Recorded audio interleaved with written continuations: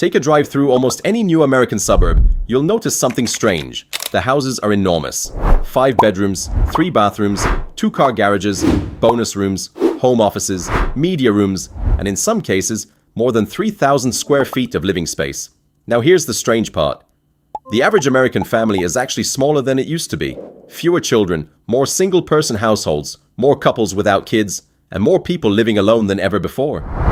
So why are our homes getting bigger, while our families keep getting smaller? At first glance, it doesn't make any sense. If fewer people are living inside the house, why does the house keep growing? And the answer reveals something fascinating about modern America, because this story isn't really about houses. It's about how our lives changed, how our expectations changed, and how the American dream quietly transformed right in front of us. Let's compare 2 American families. One family lives in 1955, the other lives today. The family in 1955 has 4 children. Mom, dad, 6 people total. Yet they live in a house that many Americans today would consider small. Now fast forward to today. A family of 3, sometimes just 2 people, living in a house nearly twice the size. The numbers tell a surprising story. Over the past several decades, the average size of newly built American homes has grown dramatically. At the same time, household size has steadily fallen, which raises an important question. If we need less space for people, what are we using all that extra space for? And the answer starts with a room that barely existed generations ago. For most of American history, a house had one primary job: provide shelter. That's it. But modern homes serve a completely different purpose. Today, our house is often our office, our entertainment center, our gym, our classroom, our storage facility, and sometimes even our business headquarters. Think about it. Many Americans now work remotely. Millions have home offices. Others need dedicated spaces for gaming, streaming, fitness, hobbies, or content creation. The house didn't just get bigger, its responsibilities expanded. Rooms that didn't exist decades ago became normal. Media rooms, home theaters, walk-in closets, dedicated offices, bonus rooms. Suddenly, a home wasn't just a place to live, it became a place to do everything. And that change dramatically increased the amount of space people wanted. But that's only part of the story, because another powerful force was quietly reshaping American homes. Status.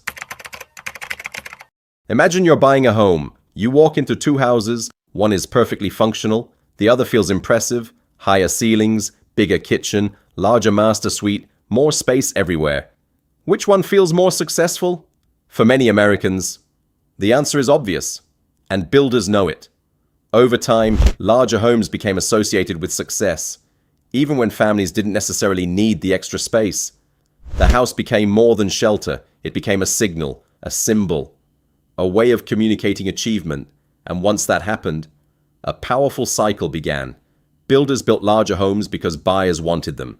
Buyers wanted them because larger homes represented success, and neighborhoods gradually became filled with houses larger than the people living inside them actually required.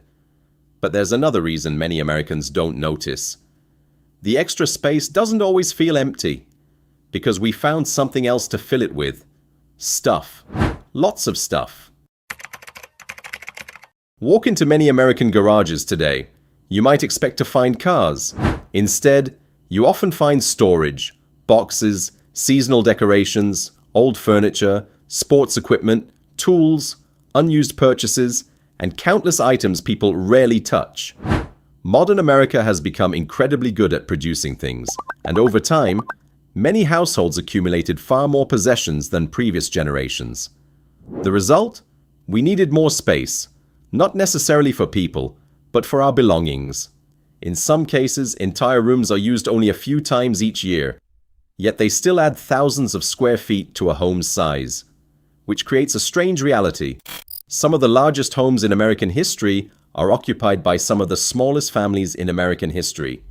And that brings us to the biggest twist in this story, because bigger doesn't always mean better. Every extra square foot comes with a cost.